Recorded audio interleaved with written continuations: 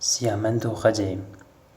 Serpêhatiya Siyabend û Xecê di zargotina Kurdî de piştî destana Mem û Zînê xwe di radeya duyemîn de digire.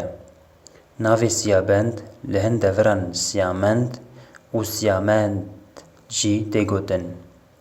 Ev serpêhatî di destpêkê de çandî ku bi belengaziya Siyabend li deşta Silîva dest pê kiriye. Lê li ser evîn û mêrantiyê hatiye encamdan. Li hengê wê Siyabendê Silîvî ku jê re dibêjin xwediyê kevanê zêr û zivî, dema ku ji ber destê jinmama xwe reviyaye, pêşî çûye geliyê Hewrê û bûye mêrxasê Emer-axa. Axê dota xwe Elîfa Bedew daye lê wî nevaye û ji wirê çûye Çiyayê Sîpanê Xelatê birayê xwe qeregîtlan dîtiye û ji wî re jî çûye Rojhilata Kurdistanê nav Eşîra Şikakan û pêriyê Xecê bûye.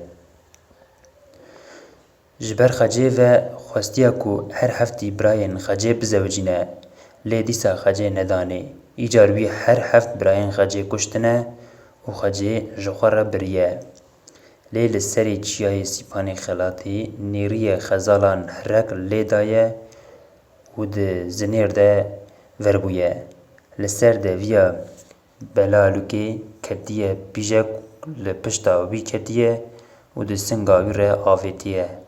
Li ser vê destana folklorî heta niha sê pirtêk ji aliyê sê nivîskarên cuda ve hatiye nivîsandin.